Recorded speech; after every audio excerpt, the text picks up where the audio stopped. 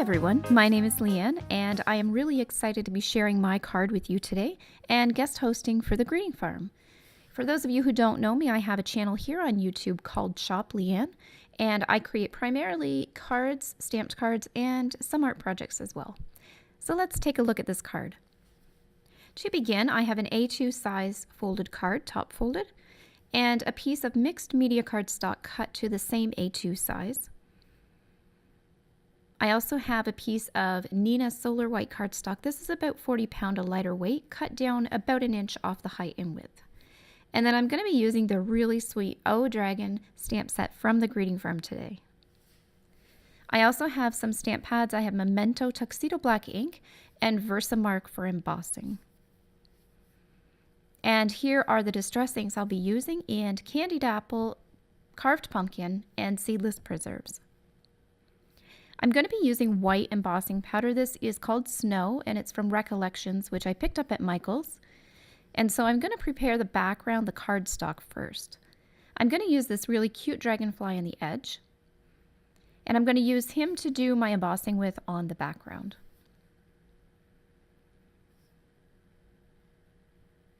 So to put this down, I want to make sure that my dragonfly shows around the edges. So I'm going to put my Nina cut cardstock down just as a guide so I can see how much room around the edges I have and how close my dragonfly needs to be to the edge to still show out from the back of the card.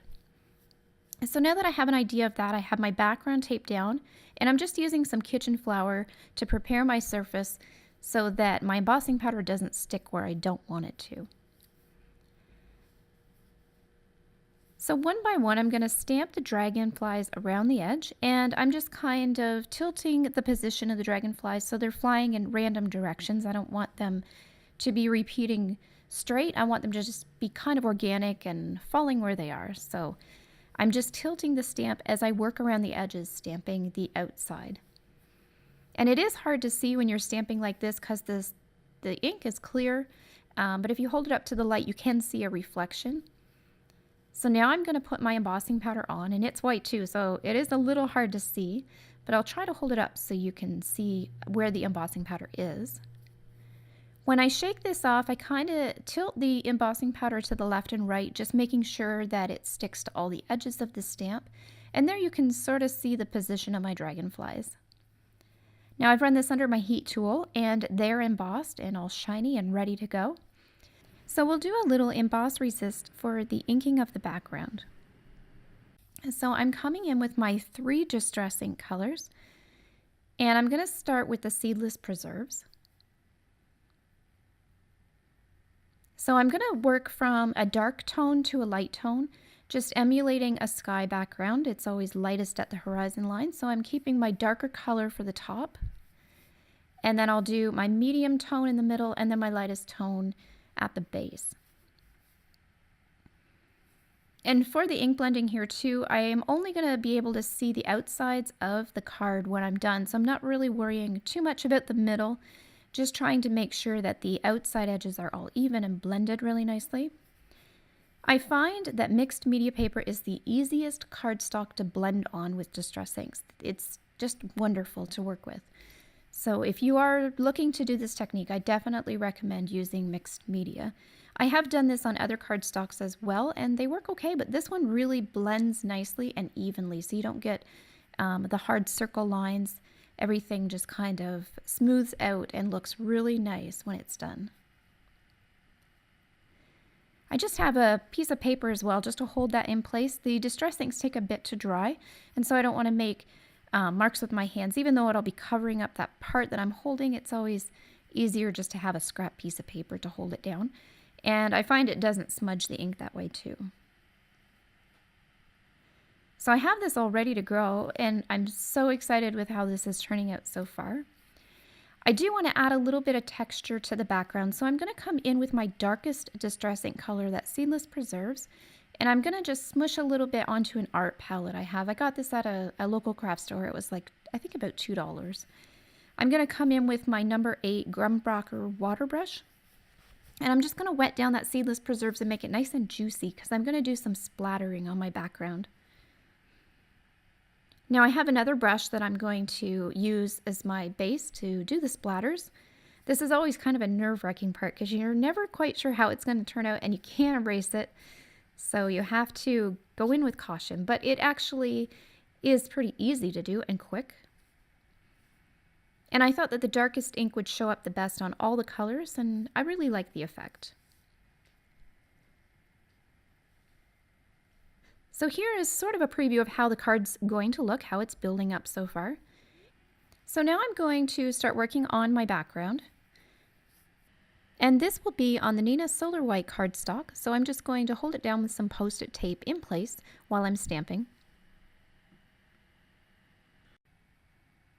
So I'm going to use this little dragon here. He's got his paw up and his little claw is showing, and so I want to use the sentiment, "You're a clawsome friend," and so I thought that this little dragon paired well with that sentiment. I thought he'd be really cute. I love this stamp set so much. This is a newer one from the Greeting Farm, and I was so excited to make this card, and I'm so excited with how it turned out. So I'm coming in with the cloud to create the background, and then this little gem cluster that's sitting in the grass, and that will create the baseline of my image as well. And so I'm using Memento Tuxedo Black ink to stamp these with because I do want to do some Copic coloring. I'm going to stamp my dragon first because he is the biggest element in my scene. And so if I get his position worked out, then I can build around him and everything can just sort of balance out easier. I can see where things are. And as you get to smaller items, it becomes easier to stamp them down into your scene. So with each stamp, I'm just going to reposition my other stamps quickly just to make sure that my spacing is correct and everything's kind of going the way I want it.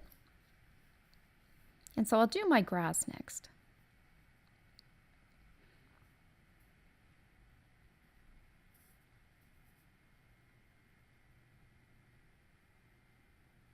I find too with putting the cloud in the scene, by having it a little bit lower than the dragon, it makes the dragon feel really big. It makes him look really big in the scene. And so dragons are typically very big creatures, or we presume that they are. So those little tricks for setting this scene help, just kind of to give that, that thought that they are really big. So for my dragon, picking a color was a bit of a challenge. Normally I would pick something dark, I think. Just when I think of dragons, I think of greens and dark reds and that sort of thing. But I wanted a color that would complement my background. And so I decided on yellow, and I'm really glad I went with this color. I thought he turned out really nice and paired well with the scene. And yellow is my favorite color. So I was actually excited that when I did my test dragon in yellow and he turned out, I thought, wow, this is really cool because I get to use this color, and I don't actually use yellow enough, I don't think. So I was really excited with him and how he turned out in this color. I thought it was a nice pairing. So I'm coming in with 3 tones. I usually start with the lightest color first, and I do a wash in that color. So that would be the Y11 here. And then I'm using Y21, my medium tone, to block out my shadows and begin to think about where the sun points are, what direction the lighting is coming from, and where the shadows would be on him. And then I'm coming in with YR24, which is my darkest color in this range, and just beefing up the deepest parts of those shadows. Where would it be in shadow the most on him? And just adding that really deep color, and that really helps create that 3D look and gives him a lot of dimension. And so once I lay down those colors, I come back in with my lightest Copic color and wash over those shadows again, just to blend them out into that base color. And that creates the nice gradients and makes it very smooth. The nice thing about Copics is you can work in 2 ways. You can work in creamy gradients like this and blend them very well, or you can do hard edges as well for shadows, and they also hold up nice. And so they're really versatile markers, and they're really great to work with. So for the accents on my dragon, I thought the purple would be a nice tie-in with the background, and it would also look really nice with the yellow. So I'm using the same principles, the coloring principles here, as I used in the yellow part. I'm creating a light wash first, and then building up with my shadows in the mid-tone, and then just deepening those shadows with my darkest color. Now for my grass, I want to kind of create a scene and embellish what the elements are a little bit more. So I want to carry that grass line across this image, but also into the dragon. And then that helps ground the image and marry those elements together. So I'm using the YG11 just to block out the grass and join the two elements. And then YG13 and YG09, I'm going to use those as shadow colors to just enhance blades of grass and add a little more visual texture into my coloring. So I'm not coloring those in solid blocks of color, I'm just doing light wisps to create the grass lines. Now for the gems, this one was tricky too, deciding what colors to use. I didn't want to use any colors that were totally outside of my color palette that I have going on. If you add too many colors into a scene without the proper balance, it can be a little overwhelming. So I wanted to pick some gemstone colors that would complement the scene but still stand out, because they are gemstones, so they're super fun and they're usually rich colors. And then I'm using the same principles with the pairing as well. So the three colors I chose for my gemstone match the background, and I'm using three colors for each, a light, medium, and dark. My trick to coloring gemstones is to create gradiated shadows that don't touch each other on each facet of the gem. And so gemstones are cut in so many different angles and the light hits them in different ways. You never see something start from a shadow in one corner to a light spot in the other corner. Every facet has a different angle of a shadow. So as long as you don't have those shadow edges touching, it creates a gemstone look. And then I use B60 for my cloud, just really light, to create a base shadow around the bottom to give a little dimension. So I have this colored up now and I'm ready to attach it to my card. I'm going to use some foam tape just to help elevate the visual look a little bit more, to give it a bit more dimension. With the splattered background, that gives a few visual layers of interest, and then the foam tape helps bring that three-dimensional look out a little bit more. So I have my scene ready and I'm going to attach it to my card base. I'm using a 3M tape roller. I love this tool. And so I'm just lining the perimeter and then an X down the middle. When I put my card together, I hold the folded edge to my desk with the top of my artwork. I find that creates a nice line and gets it perfect every time. And then just using the edges in my hand, I just push it together.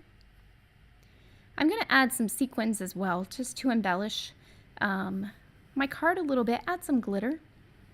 So I picked out some stars and some colors that I thought matched the background and the overall palette really nicely. So these confetti pieces that I'm using, I picked up as an assorted bunch at Michael's. They have a gajillion types of confetti and different colors and different shapes. So I have an assorted bucket that I just picked from. And so I'm coming in with my X-Acto knife and I'm just touching the tip of the knife into the glue and then picking up a piece of confetti and then holding it down with my hand as I push it into place on the card. It's super easy. And so there you can see the glitter. It's really cute. And so this is the end result of the card. And I thought it turned out really nice. I hope you guys enjoyed this video. If you did, be sure to give it a thumbs up and subscribe so you're notified as new videos are posted to the Greeting Farm. If you'd like to check out more cards from me, you can find me at shopleanne.com. Thank you so much for watching.